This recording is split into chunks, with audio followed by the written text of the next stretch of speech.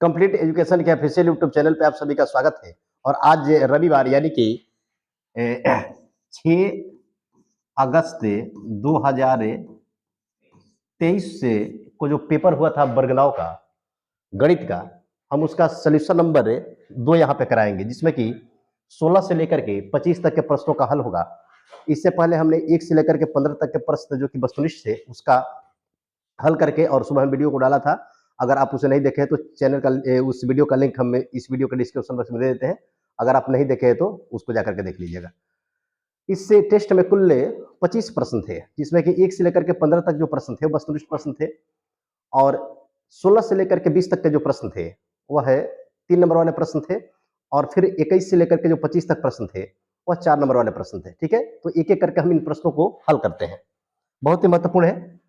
जो भी बच्चे इस टेस्ट में सम्मिलित हुए होंगे, ऑनलाइन या फिर ऑफलाइन, आप लोग इससे मैच कीजिएगा कि कितना आपने सही किया और कहाँ पे आपने गलत किया है। जहां पे भी गलत किया है वहां पे आप सुधार कीजिएगा। देखिएगा 16 नंबर प्रश्न का है, प्रश्न है 5 और 6 के बीच 4 परमेय संख्या ज्ञात करें। संख्या यहाँ पे दिया हुआ है 5 और 6 के बीच क्या करना है, हमें 4 परमेय संख्या ज्ञात करना है। देखिएगा कोई संख्या पूर्ण संख्या हो या फिर आपका भिन्न में दी गई संख्या हो, अगर उसके बीच के अगर परमेय संख्या निकालना है, 2 निकालना हो, 4 निकालना हो, 6 निकालना है, 10 निकालना, सबसे पहले हम क्या करेंगे, देखिएगा यहाँ पे, जैसे कि यहाँ पे क्या है 5 और 6 के बीच 4 परमेय संख्या बराबर, देखिए करेंगे क्या हम, जैसे कि यहाँ पे देखिएगा 5 है, 5 है ना पहले, तो 5 को लिख देंगे 5/1, और फिर क्या है 6 के बीच हमें परमेय संख्या, 5 और 6 क्या चाहिए, बीच की हमें चाहिए परमेय संख्या आपका 4 परमेय संख्या चाहिए। ठीक है, तो हमने 5/1 कर लिया और फिर क्या कर लिया 6/1। अब करेंगे क्या, ये दोनों संख्या आपका भिन्न के रूप में बदल गया। अब ठीक है, अब इन दोनों में हम दोनों के अंश और हर में 10 से गुणा कर लेते हैं। लिखेंगे यहाँ पे दिए गए भिन्न के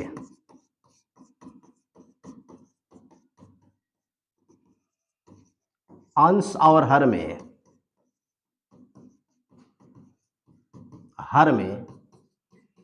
10 से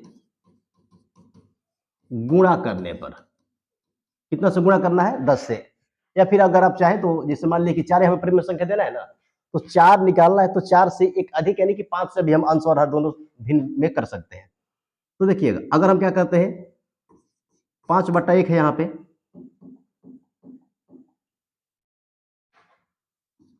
ठीक है, 5/1 के अंश और हर में हम 10 से गुणा करते हैं।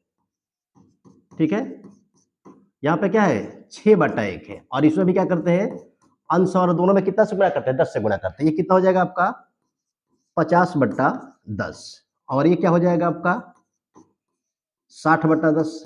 मान में कोई परिवर्तन नहीं हुआ। अब करेंगे क्या हम, जैसे कि हमारा भिन्न क्या हो गया 50/10 हो गया, और यहाँ पे क्या हो गया 60/10। इन्हीं दो संख्याओं के बीच का हमें क्या लिखना है 4 परमेय संख्या लिखना है। तो करेंगे क्या, जैसे देखिए हमें 50 है ना, तो 1 बढ़ाएंगे हम, ये हो गया हमारा 51/10 वाला परमेय संख्या हो गया। फिर क्या करेंगे हम 52/10, दूसरा परमेय संख्या हो गया। फिर क्या करेंगे हम 53/10, फिर 54/10, और फिर क्या हो गया आपका 55/10। जितना पूछेगा क्या करेंगे हम आसानी से ज्ञात कर लेंगे। ठीक है, 10 से अगर गुणा करते हैं तो आसानी से हम क्या करेंगे दो संख्याओं के बीच का 9 परमेय संख्या ज्ञात कर लेंगे। इस प्रकार आप जो भी प्रश्न दिया रहेगा दो संख्याओं के बीच का परमेय संख्या ज्ञात करने के लिए आसानी से आप यहाँ पे हल कर सकते हैं। तो ये क्या हो गया हमारा हल हो गया। अगर आप प्रश्न को इस तरीके से हल करेंगे तो जो भी आपका निर्धारित अंक होगा वो आपको मिलेगा। ठीक है, तो एक बार आप इसका स्क्रीनशॉट ले लीजिए, इसके बाद से हम प्रश्न नंबर 17 को देखेंगे। ठीक है, प्रश्न नंबर 17 देखिएगा, मेंसुरेशन यानी कि क्षेत्रमिति से संबंधित प्रश्न है। कह कि एक के शंकु का वक्र पृष्ठीय क्षेत्रफल ज्ञात करें जिसकी तिर्यक ऊंचाई 21 सेंटीमीटर और आधार का व्यास क्या है 24 सेंटीमीटर है। सबसे पहले यहाँ पे हम एक शंकु ले लेंगे शेप के माध्यम से, तो ये हो गया हमारा शंकु। शंकु हो गया, थोड़ा सा इस और साइड में लेते हैं, शंकु हो गया यहाँ पे। और इसमें क्या कर रहा है आप ध्यान दीजिएगा, कर है कि आधार का व्यास है आपका 24 सेंटीमीटर, यानी कि ये शंकु का आधार हो गया, और ये कितना है 24 सेंटीमीटर है। यदि हम इसका त्रिज्या लेंगे तो त्रिज्या कितना होगा, तो व्यास का आधा क्या होता है, त्रिज्या होता है। यानी कि अगर 24 आपका दिया हुआ है व्यास, तो 24 का आधा कितना त्रिज्या हो गया, त्रिज्या हो जाएगा हमारा 12 सेंटीमीटर। कितना सेंटीमीटर, यहां पे लिख देते हैं, यहां से यहां तक क्या है, ये हो गया आपका 24 सेंटीमीटर व्यास है। तो त्रिज्या कितना होगा, त्रिज्या हो जाएगा हमारा आर बराबर 12 सेंटीमीटर। और ये क्या दिया हुआ है आपका, तिर्यक ऊंचाई दिया हुआ है। तिर्यक ऊंचाई को हम लोग क्या बोलते हैं, एल बोलते हैं। यहाँ पे दिया हुआ है तिर्यक ऊंचाई कितना, एल, और कितना है, तो ये है हमारा 21 सेंटीमीटर। कितना सेंटीमीटर है, 21 सेंटीमीटर। हमें निकालना क्या है, कुल पृष्ठीय क्षेत्रफल। यहाँ पे देखिएगा, यहाँ पे क्या करेंगे, यहाँ पे हम हल लिख लेते हैं और फिर लिखेंगे यहाँ पे त्रिज्या आर बराबर क्या है, तो त्रिज्या आर बराबर हमने क्या किया, 12 सेंटीमीटर निकाल लिया, और एल क्या है आपका 21 सेंटीमीटर। हमें निकालना क्या है, तो निकालना है कुल पृष्ठीय क्षेत्रफल। क्या निकालना है, कुल पृष्ठीय क्षेत्रफल। तो देखिएगा, लिखेंगे यहां पे शंकु का कुल पृष्ठीय क्षेत्रफल बराबर, ध्यान दीजिएगा, शंकु का कुल पृष्ठीय क्षेत्रफल बराबर होता है पाई आर एल अब प्लस क्या होगा, पाई आर स्क्वायर। देखिएगा, ये जो ऊपर वाला हिसाब देख रहे हैं बर्थडे टोपी के आकार का है, ये क्या होता है, इसका पृष्ठीय क्षेत्रफल क्या हो जाएगा आपका, पाई आर एल होगा। संपूर्ण कार्य यानी कि जो उसका आधार का जो आकार है, यानी कि क्या है, वृत्तकार है, तो ये जुटेगा आपका वृत्त का क्षेत्रफल क्या होता है, पाई आर स्क्वायर। कॉमन हम क्या ले सकते हैं, तो कॉमन हो गया पाई आर, यानी कि यहाँ पे बच गया एल और यहाँ पे क्या हो गया आर। अब यहाँ पे हम मान रख देंगे, क्योंकि जहां जो भी ये इसमें मान दिया है ना, सब मान मेरे पास है। तो पाई का मान कितना हो गया, 22/7। आर कितना है, तो आर हो जाएगा 12 सेंटीमीटर। एल का मान क्या है, तो एल दिया हुआ है 21 सेंटीमीटर, और फिर उसके बाद से आर क्या है, तो आर फिर से यहाँ पे दिया हुआ है 12 सेंटीमीटर। अब जोड़ देंगे यहाँ पे, पाई का मान हो गया आपका 22/7, ये हो गया 12 सेंटीमीटर, और गुणा में क्या होगा, ये देखिएगा, इसको घटाएंगे ना, जोड़ेंगे इसको, तो क्या हो जाएगा हमारा 33 सेंटीमीटर। कितना सेंटीमीटर हो गया, 33 सेंटीमीटर। अब क्या करेंगे, गुणा कर लेंगे, तो गुणा करेंगे तो क्या होगा, अब देखिएगा गुणा जब करेंगे तो हो जाएगा हमारा 8712 सेंटीमीटर स्क्वायर, और बट्टा में क्या हो जाएगा 7। यही क्या हो गया आपका शंकु का संपूर्ण पृष्ठीय क्षेत्रफल। तो अगर आपको फॉर्मूला पता है तो आप आसानी से क्या कर सकते हैं, ऐसे प्रश्नों को हल कर सकते हैं, और जो भी निर्धारित अंक है आपको मिलेगा। बिल्कुल लोकल प्रश्न है, ठीक है। इसके बाद हम 18 नंबर प्रश्न को देखेंगे। देखिएगा, यहां पे कह रहा है 18 नंबर प्रश्न कह रहा है कि x + y = 7 है, तो ग्राफीय विधि से इसे क्या करना है, हल करना है। सिंगल लाइन का आपका ग्राफ होता है, ठीक है, हमने बताया था आपको। तो देखिए यहाँ पे हम आपको पहले नियमक निकाल लेते हैं, फिर उसके बाद से ग्राफ खींच करके बता देते हैं। x + y = क्या हो गया आपका 7, यानी कि x और y का जो भी मान रखेंगे उनका योग कितना होना चाहिए, 7 होना चाहिए। तो यहाँ पे यदि x बराबर तो y बराबर, यानी कि y बराबर हो जाएगा आपका 7 - x। कितना हो गया, 7 - x। अब क्या करेंगे यहाँ पे, यदि x बराबर तो y बराबर, यानी कि x के मान पे क्या करेगा, y का मान निर्भर करेगा।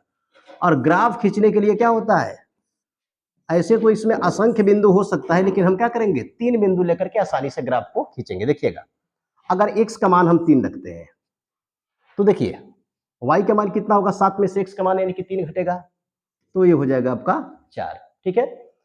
यदि क्या करते हैं हम, x का मान 4 रख देते हैं, तो y का मान कितना होगा, 7 में से 4 घटेगा ना, ये बच जाएगा आपका 3। अब यहाँ पे हम x का मान रख लेते हैं 5, तो जब x का मान 5 रखे हो तो y का मान कितना होगा, तो 7 में से आपका 5 घटेगा, तो ये हो जाएगा हमारा 2। अब क्या करेंगे हम, इन्हीं बिंदुओं से लेकर के क्या करते हैं, ग्राफ खींच लेते हैं। तो ग्राफ के लिए पहले हम लेंगे इंच, और इंच से क्या बनाएंगे, x अक्ष और y अक्ष, ठीक है। ये लाइन बिल्कुल हमारा सही है, ये हो गया हमारा x अक्ष, ठीक है। x अक्ष क्या होता है, ठीक है, तो धरातल के समानांतर जो रेखाएं खींची जाती है वही क्या कहलाती है, x अक्ष। या फिर कर्तीय तल में जो क्षैतिज रेखाएं खींची जाती है उसे हम क्या कहते हैं, x अक्ष कहते हैं। और कार्तीय तल में जो ऊर्ध्वाधर रेखाएं खींची जा सकती है उसे क्या कहते हैं हम, ये हो गया आपका ऊर्ध्वाधर यानी कि लंबवत। क्या है? लंबवत। ये हो गया हमारा वाई अक्ष। ठीक है, तो वाई हो गया और यहाँ पे क्या हो गया? Y dash. एक्स अक्ष और वाई अक्ष जिस बिंदु पर एक दूसरे को प्रतिच्छेद करते हैं उसे हम क्या कहते हैं? उस बिंदु को हम कहते हैं मूल बिंदु। क्या कहते हैं? मूल बिंदु कहते हैं। ठीक है, अब यहां पे देखिएगा, थोड़ा सा यहां पे पैमाना ले लेते हैं हम। जैसे मान लिया कि देखिए एक्स अक्ष पे जो दाईं ओर हम बिंदु लेते हैं ना, तो उसका मान क्या होता है? प्लस में होता है। और जो बाईं ओर बिंदु लेंगे उसका मान क्या होगा? माइनस में होगा। वाई अक्ष के ऊपर जो वाई अक्ष में के लिए क्या करते हैं? जो ऊपर लेते हैं वो क्या होता है? प्लस में, और जो नीचे लेते हैं वो क्या होता है? माइनस में। ठीक है, अब उसको हम लिख लेंगे। एक हो गया, दो हो गया, 3 4 5 6 7। और एक अक्ष पे क्या करेंगे हम? बाईं ओर ले लेंगे तो क्या होगा? माइनस में होगा। -1 -2 -3 -4 -5। ये क्या हो गया आपका? वाई अक्ष पे अगर ऊपर की ओर जाएंगे तो क्या होगा? रेखाएं प्लस में, और नीचे जाएंगे तो क्या होगा? माइनस में। -1 -2 -3 -4 और -5। यहाँ पे हमें क्या करना है? अब यहाँ पे देखिएगा, हमने बस नुष्ट प्रश्न के वीडियो में बताया था कि क्या होता है? चतुर्थांश फर्स्ट, ये चतुर्थांश सेकंड हो गया, जिसका चिन्ह क्या होगा? चिन्ह हो जाएगा आपका माइनस कमा प्लस। ये क्या होगा? चतुर्थांश थर्ड होगा, जिसका चिन्ह होगा आपका माइनस कमा माइनस। यहां से प्रश्न आते हैं। ये चतुर्थांश फोर होगा, जिसका चिन्ह क्या होता है? Plus comma minus. ठीक है, अब यहाँ पे देखिएगा, एक्स के मान को हम एक्स अक्ष पे रखेंगे और वाई के मान क्या करेंगे? वाई एक्स के समानांतर। तो एक्स का मान कितना है? तो एक्स का मान 3 है, यानी कि एक्स अक्ष का मान अगर प्लस में होगा तो किधर जाएंगे? एक्स अक्ष की तरफ, एक्स की तरफ। अगर एक्स का मान माइनस में होगा तो किधर जाएंगे? एक्स डैश की तरफ। तो 3 हम यहाँ पे आ गए। अब क्या कर रहा है? कह रहा है कि वाई का मान क्या है? तो वाई का मान है आपका 4 है, यानी कि 4 अगर वाई का मान प्लस में होता तो ऊपर जाएंगे और माइनस में होगा तो नीचे, यानी कि हमारा बिंदु हो जाएगा 4 तक आएंगे ना, ये वाला बिंदु हो गया। ठीक है, और इसको क्या लिख देंगे हम? 3,4। फिर क्या है? एक्स का मान 4 है तो एक्स का मान 4 आ गए। थोड़ा सा मिस्टेक हुआ यहाँ पे, ये हमें लिखना था, अब सही है, यहाँ पे लिखना था 3,4। ठीक है, 3 के समानांतर ऊपर बढ़ेंगे ना। अब दूसरा क्या है? 4,3, यानी कि 4 आ गए हम यहाँ तक, और 3 का बढ़ेंगे, यहाँ तक बढ़ेंगे। ये क्या हो गया हमारा? 4,3। दूसरा बिंदु हो गया। तीसरा बिंदु क्या है? 5,-2। 5 हम आ गए यहाँ पे, नहीं नहीं, हाँ प्लस में ही है, +2। 5 आ गए एक अक्ष पे यहाँ पे, 1 इकाई, 2 इकाई, 3 इकाई, 4 इकाई और 5 इकाई। और 2 कहाँ पे होगा? 2 हो जाएगा आपका यहाँ पे। 1 और 2 हो गया, यही हो गया हमारा 5,-2। इन तीनों को मिलाते हुए क्या करेंगे? एक हम सरल रेखा खींचेंगे। इन तीनों को मिलाते हुए एक खींच देंगे हम सरल रेखा। ध्यान दीजिएगा, थोड़ा हो सकता है कि मेरा मिस्टेक हो जाए, क्योंकि उतना तो मापदंड हम लिए नहीं है, फिर भी सही है। ठीक है, फिर भी क्या है हमारा? सही है। यही आगे बढ़ाएंगे ना, अगर इसको आगे बढ़ाएंगे तो काटेगा। तो ये जो रेखा होगा आपका, यही रेखा हो जाएगा हमारा x + y = 7 का ग्राफ। x + y बराबर क्या होगा? 7 का ग्राफ हमने 3 बिंदु लेकर के किया। अगर थोड़ा सा यहाँ पे अगर आपको बेहतर तरीके से करना है तो इसको ऐसे कर दीजिएगा, थोड़ा सा आकर्षक लगेगा। ठीक है ना, 2 थोड़ा सा हमारा टेढ़ा हो गया है, लेकिन आप लोग में नहीं कीजिएगा। ठीक है, मुख्य उद्देश्य आपको सिखाना, ऐसे आप ट्राई कीजिएगा, आसानी से बनेगा। ठीक है, अब इसके बाद स्क्रीनशॉट ले लीजिए। अब इसके बाद हम प्रश्न नंबर देखेंगे 19 को। ठीक है, प्रश्न नंबर 19 कह रहा है, रचना से संबंधित है। ये ग्राफ था और ये क्या है? रचना है। तो देखिएगा, कह रहा है कि एक समबाहु त्रिभुज की रचना करें जिसकी भुजा क्या हो? 6 सेंटीमीटर है। कितना सेंटीमीटर है? 6 सेंटीमीटर है। यहाँ पर बेंच का इस्तेमाल करना पड़ेगा। एक हम ले लीजिए समबाहु त्रिभुज, हमारा तो थोड़ा पैमाना अधिक हो जाएगा। यहां से हम मान लेते हैं कि क्या हो गया? 6 सेंटीमीटर हो गया। कितना सेंटीमीटर हो गया? और यहाँ पे कह रहा है कि समबाहु त्रिभुज, थोड़ा सा इसके बारे में बताते हैं। समबाहु त्रिभुज का मतलब क्या होता है? कि वैसा त्रिभुज जिसकी सही भुजा आपस में क्या हो? समान हो। ठीक है, और सभी कोण क्या हो? समान हो। ठीक है, तो एक भुजा अगर 6 सेंटीमीटर का है तो क्या है? अन्य जो 2 भुजा होगा ना, वो अभी क्या होगा हमारा? 6 सेंटीमीटर का होगा। और त्रिभुज के तीनों कोण का योग क्या होता है? 180 होता है। तो समबाहु त्रिभुज का प्रत्येक कोण ज्ञात करने के लिए क्या करते हैं? 180 में 3 से भाग देते हैं, यानी कि प्रत्येक कोण कितना डिग्री का होगा? 60 डिग्री का। तो यहां पे हम क्या कर लेते हैं, 60 का कोण बना लेते हैं। देखिएगा एक बार अगर आप क्या करेंगे, चाप लेकर के खींचेंगे ना, तो कितना बनेगा, वो अर्धवृत्त अगर बनता है तो 180 का कोण बनता है। एक बार यहां से काट लिए, ठीक है। और जब एक बार काटेंगे ना, तो वही बन जाएगा हमारा 60 डिग्री का कोण। कितना डिग्री का कोण बन गया, 60 डिग्री का बन गया कोण। थोड़ा सा इसमें टाइम लगता है, आप लोग आसानी से बनाइएगा। ये बन गया हमारा। अब क्या करेंगे, अब मेरे पास तो है नहीं सिस्टम बनाने वाला, ऐसे कर लीजिएगा आप लोग चाप लेकर के, और एक बार जब काटिएगा ना तो 60 का कोण बनेगा। और इसे ही जब हम मिला देंगे, जैसे मान लें कि हमने किसी रेखा AB को लिया हुआ है, ठीक है, यही क्या बन गया हमारे, जैसे मान लें कि ए बिंदु हो गया, क्या हो गया, B हो गया, क्या हो गया आपका C बिंदु हो गया।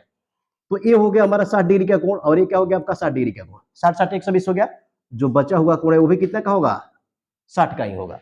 इस प्रकार हमने क्या किया, एक समबाहु त्रिभुज ABC का रचना कर ली। ये देखिएगा, ये तो पहला तरीका होगा। समबाहु त्रिभुज हम दो तरीके से बना सकते हैं। एक क्या हो गया आपका, जिससे मान लीजिए कि हम भुजा ले लेंगे। जब हम भुजा ले लेंगे ना, तब भुजा के सहायता से, क्योंकि हमें तीनों भुजा क्या है पता है, ठीक है। तो यहाँ पे मान लीजिए कि हमने क्या किया, यहाँ पे हमने भुजा ले लिया 6 सेंटीमीटर, थोड़ा सा मेरा इंच गड़बड़ है, 6 सेंटीमीटर हो गया। अब करेंगे क्या, ये मान लीजिए कि आपका हो गया A, और यहाँ पे क्या हो गया B हो गया, 6 सेंटीमीटर हमने लिख दिया।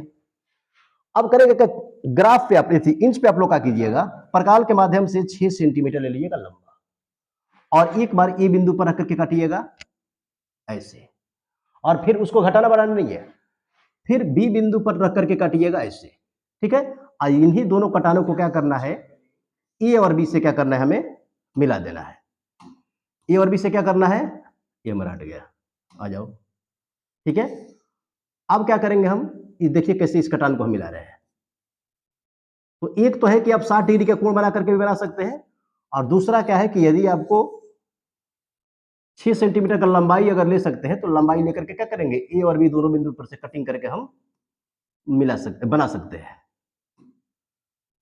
जैसे देखिएगा प्रकार की सहायता से, तो ये भी बन गया हमारा, ये सी बिंदु हो गया, ये क्या हो गया आपका 6 सेंटीमीटर, और ये भी क्या हो गया आपका 6 सेंटीमीटर, ठीक है। तो 19 नंबर प्रश्न को हमने आसानी से हल कर लिया। अब इसके बाद से देखेंगे 20 नंबर प्रश्न को। 20 नंबर प्रश्न है हमारा, हाँ जी आ गया। थोड़ा सा यहाँ पे प्रिंटिंग मिस्टेक है, पहले इसको हम सुधार लेते हैं, ठीक है। अब उसके बाद से उसको हल करेंगे। देखिएगा, जैसे px का मान दिया हुआ है 3x के पावर 4 माइनस कितना 4x का क्यूब माइनस से 3x माइनस 1, और gx क्या है, तो gx है हमारा x माइनस 1। क्या करना है, px में gx से भाग देकर के भागफल और शेषफल को ज्ञात करना है।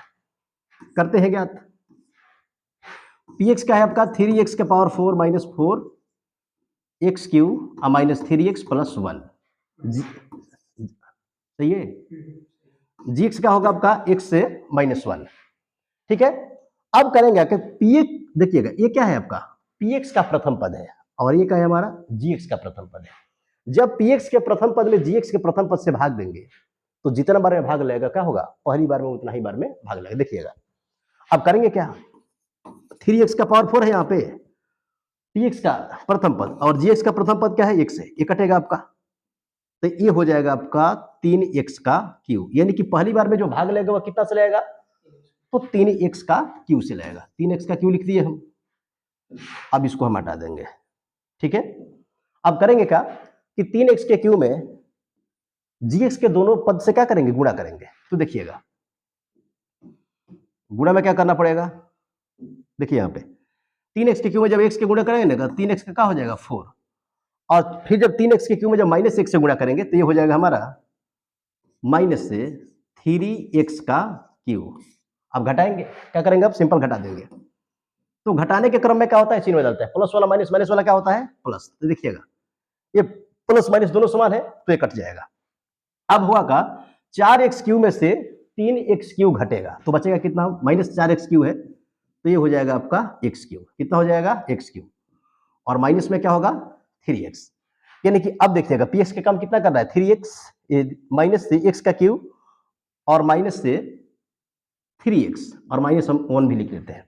अब px के प्रथम पद में gx से क्या करेंगे, प्रथम पद से भाग देंगे, यानी कि माइनस से एक्स क्यू में जब हम एक्स से भाग देंगे तो ये कटेगा, यानी क्या हो गया माइनस एक्स स्क्वायर। कितना बार में जाएगा, माइनस से एक्स स्क्वायर। और भाग का यही, बहुपद के भाग का यही नियम कहता है ना कि आपका प्रथम पद कटना चाहिए। प्रथम पद अगर आपका कट रहा है तब आप कहीं ना कहीं सही दिशा में चल रहे हैं। अगर कहीं पे मिस्टेक हो रहा है तो फिर नहीं कटेगा, फिर नहीं कट रहा है तो कहीं ना कहीं आपका गलत है। अब माइनस एक्स स्क्वायर से क्या करेंगे, जी इसके दोनों पदों में गुणा करेंगे, तो ये हो जाएगा आपका माइनस कितना एक्स क्यूब, क्योंकि एक्स स्क्वायर में एक्स से गुणा, और फिर माइनस एक्स स्क्वायर में एक से गुणा करेंगे, तो ये क्या हो जाएगा हमारा प्लस एक्स स्क्वायर। कितना हो जाएगा, प्लस में एक्स स्क्वायर। अब घटाने के क्रम में क्या चिन्ह बदल के बताए थे हम, ये हो जाएगा प्लस और ये क्या हो जाएगा माइनस, ये कट गया। और उतारने के क्रम में क्या करते हैं, पहले हम अधिक घात वाले को लिखते हैं। तो देखिएगा ये प्लस था ना तो ये माइनस हो गया, यानी कि माइनस एक्स स्क्वायर और फिर क्या होगा आपका 3x माइनस 1। अब px का काम करेगा माइनस एक्स स्क्वायर, ठीक है, यानी कि माइनस एक्स स्क्वायर में कितना से भाग देंगे हम, भाग देंगे x से, तो कट गया, तो कितना बच गया आपका, यानी कि अब जो भाग लगेगा माइनस एक्स से लगेगा। कितना से लगेगा, माइनस एक्स, और माइनस एक्स से क्या करेंगे, इन दोनों में गुणा करेंगे, यानी कि माइनस एक्स स्क्वायर, और माइनस एक में एक्स से गुणा करेंगे, यानी कि क्या हो जाएगा आपका प्लस एक्स। ठीक है, अब क्या करेंगे, यहाँ पे थोड़ा सा इसको कर लेंगे हम ऊपर, ठीक है, आप लोग हल पर ध्यान दीजिएगा, और थोड़ा सा यहाँ पे कलर भी चेंज करना पड़ेगा, कलर हम ले लेते हैं ये वाला, ठीक है। तो यहाँ पे क्या होगा, ये होगा हमारा कट जाएगा, और यहाँ पे क्या हो जाएगा आपका माइनस से 3 में से कितना घट जाएगा, ये घटेगा ना, तो यहाँ बचेगा माइनस 2x, और ये क्या हो गया आपका माइनस 1। कितना हो गया 2x और माइनस 1। अब देखिए कितना मेरा भाग लग रहा है, तो अब होगा देखिएगा माइनस 2x माइनस कितना 2x, और बटा में क्या होगा आपका x होगा, x से कट गया यानी कितना बच गया माइनस 2। कितना आ गया माइनस 2, यानी कि माइनस, यहाँ पे क्या होगा माइनस 2x, माइनस 2 में x से गुणा करेंगे, माइनस 2x हो गया, अब माइनस 2 में प्लस 1 से, तो यहाँ पे हो जाएगा आपका प्लस 2। अब ये कट गया, घटाने के क्रम में क्या होगा, चिन्ह बदलेगा तो, और ये क्या हो जाएगा माइनस 1 और माइनस 2, यानी क्या हो गया आपका माइनस 3, यानी कि शेषफल जो हमारा निकल के आया वह माइनस 3, और भागफल निकल के कितना है आपका 3x Q minus x square minus x minus 2। इस प्रकार हमने क्या किया, px में gx से भाग देकर के भागफल और शेषफल आसानी से ज्ञात कर दिया। अब इसके बाद वाले प्रश्न को देखेंगे, यहां तक के कितना प्रश्न था, ये प्रश्न था हमारा, रुकिए रुकिए, प्रश्न नंबर 20 था, यानी कि 16 से लेकर के 20 तक के जो प्रश्न थे वो 3-3 नंबर वाले थे। तो आप लोग मैच कीजिए कि कितना सही है या फिर कितना गलत है, ठीक है। जो जानकारी नहीं है आपको आसानी से जानकारी हो जाएगी, सिर्फ आप बने रहिए वीडियो में। अब देखिए 21 नंबर प्रश्न कह रहा है कि निम्न का हर परमीकरण करें। क्या करना है यहाँ पे, हमें हर परमीकरण करना है। तो देखिएगा पहला प्रश्न कह रहा है 1/√5 प्लस कितना 1/√2। हर परमीकरण का मतलब क्या होता है कि जो हर का मान होता है उसे हमें a square plus b square पर बैठाना होता है, ठीक है। तो देखिएगा करेंगे क्या, हर में जो भी होगा ना उसके विपरीत चिन्ह से क्या करेंगे, अंश और हर दोनों में गुणा कर देंगे। तो ये तो हमारा प्रश्न हो गया, और इसका हर क्या है, √5 प्लस √2 है, तो यहाँ पे √5 हो गया, और यहाँ पे क्या हो गया माइनस में √2, विपरीत चिन्ह से, प्लस है तो क्या करेंगे माइनस, अगर माइनस होता था किससे गुणा करते हैं, प्लस से, ठीक है। तो ये हो गया हमारा √5, और ये क्या हो गया आपका माइनस होगा, रूट कितना हो गया 2। अब हम गुणा करेंगे, देखिएगा कलर यहाँ पे चेंज करना पड़ेगा, और कलर लेना पड़ेगा ये वाला चैंपियन कलर। देखिएगा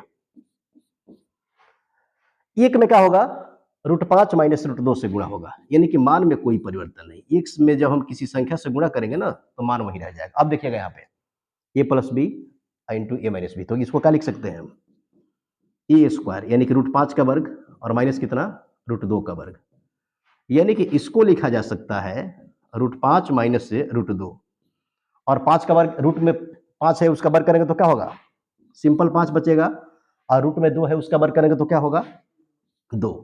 यानी कि हमारा हर परमीकरण करने पर मान निकल के जो आएगा √5 माइनस √2, और बट्टा में क्या होगा 5 में से जब हम क्या करेंगे 2 घटाएंगे तो बच जाएगा आपका 3। यही हमारा आंसर हो गया। क्या हो गया, हर परमीकरण करने के बाद हमारा आंसर हो गया।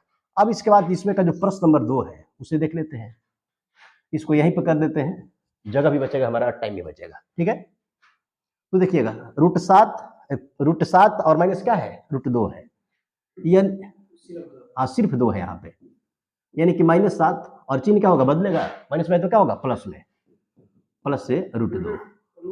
ओ रूट नहीं है यहाँ पे, थोड़ा सा मिस्टेक हो रहा है, सिर्फ क्या हो जाएगा आपका 2, और ये क्या हो जाएगा आपका फिर √7 अब प्लस क्या हो जाएगा 2।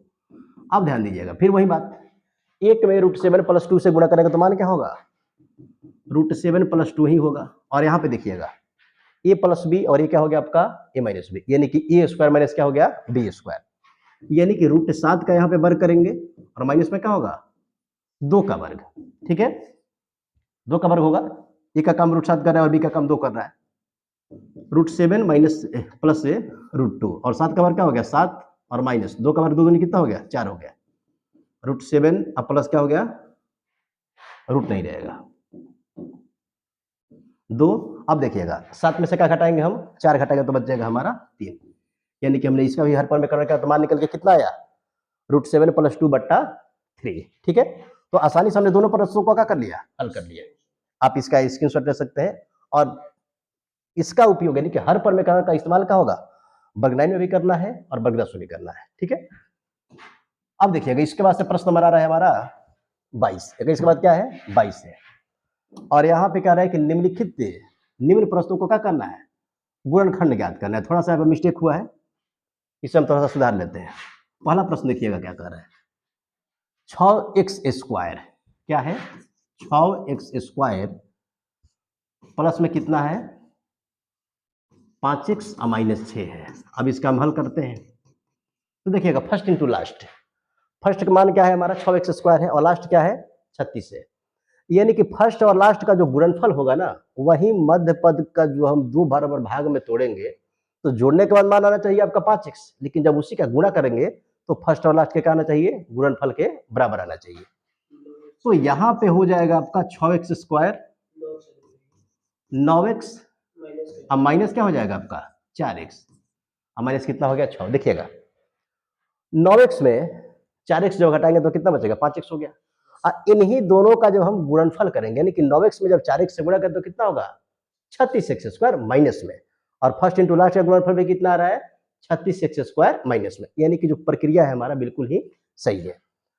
लोकल प्रश्न है, दोनों में से कॉमन क्या हो सकता है, तो दोनों में से कॉमन लेंगे हम 3x, इन दोनों में से, तो 3x ले लिए तो क्या बच गया 2x, और यहाँ पे क्या बच गया हमारा +3, और यहाँ पे कॉमन क्या लेंगे, यहाँ पे कॉमन होगा हमारा 2 कॉमन होगा -2, तो ये कितना हो गया आपका 2x, और ये क्या हो जाएगा आपका +3। अब देखिएगा अगर फिर हम क्या करते हैं 3x से इन दोनों में गुणा करेंगे तो मान यही होगा, देखिएगा 3 दूनी 6x² और 3x में 3 से तो कितना हो जाएगा 3 का 9x, 2 दूनी फिर कितना हो गया 4x, और 2 में 3 से गुणा 3 दूनी कितना हो गया -6। हाँ दोनों का देखो देखो यहाँ पे क्या है, दोनों समान है, तो दोनों समान है तो कहने कहीं आपका सवाल क्या है, बिल्कुल सही कंडीशन में है, सही डायरेक्शन में है। अगर अंतर आएगा तो समझ लीजिए कहीं ना कहीं आप गड़बड़ किए, यानी कि 2x + 3 वो गुणनखंड हो गया, और दूसरा जो गुणनखंड होगा 3x और माइनस क्या हो जाएगा 2। इस प्रकार हमने क्या किया, दिए गए प्रश्न का गुणनखंड निकाल लिया। दूसरा प्रश्न है, यहाँ पे इसको लिख देते हैं 2x² प्लस से 7x + 3, फिर वही बात है फर्स्ट इंटू लास्ट का गुणनफल क्या होगा 2x² में जब हम 3 से गुणा करते हैं कितना होगा 6x², यानी कि इस 7 को ऐसे 2 बराबर भाग में तोड़ना है कि जब जोड़े तो मान कितना है 7x, लेकिन जब उन दोनों खंडों का जब गुणा करें तो कितना आना चाहिए 6x² आना चाहिए। तो देखिएगा 2x² हो गया 6x + x, 6 कितना हो गया 7x हो गया, और 6x में जब हम x से गुणा करेंगे तो कितना हो जाएगा 6x², यानी कि फर्स्ट इंटू लास्ट के गुणनफल के बराबर, ये +3 होगा। अब कॉमन क्या लेंगे यहाँ पे, तो यहाँ पे कॉमन हो जाएगा हमारा 2x, क्या हो गया कॉमन 2x, यानी कि x बच गया, यहाँ पे क्या बच गया 3, और यहाँ पे कॉमन क्या होगा x, यहाँ पे भी x बच गया और क्या बच गया 3। अब देखिएगा दोनों समान है, यानी कि आपका सही है। अब यहाँ पे लिखेंगे हम x + 3, एक हो गया गुणनखंड और दूसरा का हो जाएगा 2x + 1। हमने क्या किया आसानी से इसको हल कर लिया। बहुत ही महत्वपूर्ण है, अगर आप वर्ग 9 में है या फिर 8 में है ठीक है, तो आपको ये आना चाहिए। अगर आपको नहीं आता है तो फिर आने वाले क्लास में आपको दिक्कत होगा, ठीक है ना। इसलिए आप लोग इसको सीख लीजिए। अब देखिएगा प्रश्न नंबर क्या है, प्रश्न नंबर 23 है। कह रहे कि उस गोले का पृष्ठीय क्षेत्रफल ज्ञात, पृष्ठीय क्षेत्रफल में आयतन ज्ञात करें जिसकी त्रिज्या कितनी है, 7 सेंटीमीटर है। त्रिज्या कितनी है, 7 सेंटीमीटर। लिखेंगे यहां पे गोले की त्रिज्या r बराबर क्या हो जाएगा, 7 सेंटीमीटर। एक यहां पे हम गोला ले लेते हैं शेप के माध्यम से, और ये हो गया हमारा गोला। यही गोला है जिसका त्रिज्या कितना है, त्रिज्या यानी कि ये वाला भाग आप देख सकते हैं आसानी से। ये हो गया हमारा व्यास। और जब इसी का हम आधा करेंगे ना, थोड़ा सा मिस्टेक हो गया, यहाँ पे हम राइट नहीं किए हैं, ठीक है। ये हो गया हमारा व्यास, राइट कर लिए। अब इसी का क्या होगा, व्यास का आधा हो जाएगा त्रिज्या, यानी कि आर दिया हुआ है 7 सेंटीमीटर, और ये क्या है आपका, ये दिया गया आकृति गोला का है। क्या है, गोला का। और त्रिज्या दिया हुआ है तो क्या निकालना है, पृष्ठीय क्षेत्रफल, और फिर क्या है आपका आयतन। तो आपको पता होना चाहिए कि गोले का पृष्ठीय क्षेत्रफल का सूत्र क्या होता है और फिर गोले का आयतन का सूत्र क्या होता है। तो लिखेंगे आप, लिखेंगे गोले का पृष्ठीय क्षेत्रफल बराबर, बहुत ही आसान है। ओके, गोले का पृष्ठीय क्षेत्रफल होगा आपका 4 पाई आर स्क्वायर। 4 हो गया, पाई का मान क्या होगा 22/7, आर क्या होगा 7 सेंटीमीटर गुणे 7 सेंटीमीटर। 7 से 7 कट गया, 22 चौके कितना होता है 88 या गुणे 7 सेंटीमीटर स्क्वायर। 7 8 56 हो गया, 7 8 56 और 5 ये हो गया आपका 61, यानी कि हो जाएगा आपका पृष्ठीय क्षेत्रफल 616 सेंटीमीटर स्क्वायर। अब क्या करें कि गोले का आयतन ज्ञात करें, दिया हुआ है वो यहां पे लिखेंगे गोले का आयतन बराबर क्या होगा 4/3 पाई आर क्यू। 4/3 हो गया, पाई का मान 22/7, और आर क्या होगा, आर का 3 बार गुणा, यानी कि आर का रहा है क्यू। आयतन जब भी निकलेगा तो सेंटीमीटर क्यू या फिर जो भी मात्रक होगा इसका क्यू में निकलेगा, और जब भी पृष्ठीय क्षेत्रफल निकलेगा वो क्या होगा स्क्वायर में निकलेगा।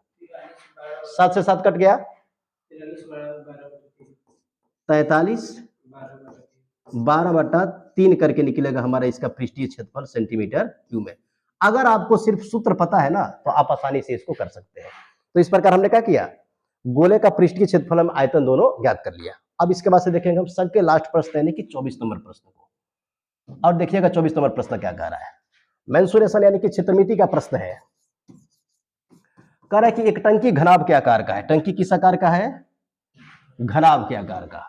यही है आपका टंकी घनाभ के आकार का, ले लिया हमने शेप में। कह रहा है कि टंकी का लंबाई एल जो है इसका वह है 6 मीटर। टंकी का चौड़ाई यानी कि ये जो आपका बेस है चौड़ाई वो क्या है 5 मीटर। और कह रहा है कि जो टंकी का गहराई है, गहराई ऊंचाई होगा, ये क्या है आपका 4.5 मीटर। 4 पॉइंट कितना है 5 मीटर। तो कह रहे हैं कि इसमें कुल कितना लीटर पानी का आयतन होगा, यानी कि इस टंकी में, टंकी को अगर भरना पड़े तो कितना पानी इसमें लीटर में हटेगा। तो लिखेंगे यहाँ पे, ये तो पता है ना एलबीएच। अब लिखेंगे, देखिएगा थोड़ा सा लिख देगा घनत्व टंकी, लिखते हैं यहाँ पे तो सब बेहतर तरीके से ही लिख दिया जाए। लिखेंगे यहाँ पे घनाभकार टंकी का आयतन बराबर क्या होगा एल गुणे बी गुणे एच। एल का मान कितना है 6 मीटर, वहां पे देख सकते हैं। बी का मान कितना है 5 मीटर, और एल का मान कितना है, एच का मान 4.5 मीटर। एल बी एच टंकी का आयतन होता है, देखिएगा इन दोनों का क्या हो गया 6 5 30 मीटर स्क्वायर, और गुणे क्या होगा 4.5 मीटर। यहाँ पे जब जीरो हटेगा ना तो इसका दशमलव हटेगा, गुणा करेंगे 10 से तो ये 3 बच गया, यानी कि 45 मीटर क्यूब हो गया। मीटर स्क्वायर यहाँ पे मीटर, यानी कि 45 में जब 3 से गुणा करेंगे तो हो जाएगा हमारा 135 मीटर क्यूब। 45 का पहाड़ याद रखिएगा, आसानी से बन जाएगा। अब यहाँ पे कह रहे हैं कि लीटर में, ध्यान दीजिएगा, कह रहे हैं कि लीटर में कितना होगा। एक सूत्र आपको याद करना पड़ेगा, और 1 मीटर क्यूब बराबर होता है आपका 1000 लीटर। क्या करेंगे, तो देखिए 135 जो लीटर है ना, भागवत यहां से देखिएगा 135 जो मीटर क्यूब है उसमें हम क्या करेंगे, जब 1000 लीटर से गुणा करेंगे तो किससे बदल जाएगा, लीटर क्यूब में। तो ये हो गया हमारा 135000 लीटर, जितना होगा आप देख सकते हैं यहाँ पे क्या हो गया, लीटर के रूप में हमारा आंसर आ गया। अब इसके बाद से अंतिम प्रश्न को हम करेंगे, ठीक है, बहुत ही आसान प्रश्न है और जिस तरीके से हम रिवीजन करा रहे हैं आप सबों का, अगर आप उस तरीके से रिवीजन करते हैं तो आने वाला समय क्या होगा आपका, बहुत ही बेहतर होगा। अब मैथ पे आप पे कमांड कर सकते हैं बिल्कुल, अगर 100 अंक का मैथ अगर आपसे एग्जाम में पूछा जा रहा है तो बिल्कुल आपका 100 में ही 100 आएगा। बस इसके लिए आप हमारे साथ थे शुरू से लेकर के अंत तक जुड़े रहिए। करे कि सीधे गुणे किया बिने, सीधे गुणा किए बिना निम्न प्रश्नों को हल करें। पहला प्रश्न क्या कर रहा है, 103 गुणे 107, 103 गुणे कितना है 107। थोड़ा सा देखिएगा, हम क्या करेंगे, इसको सूत्र के माध्यम से हल करेंगे।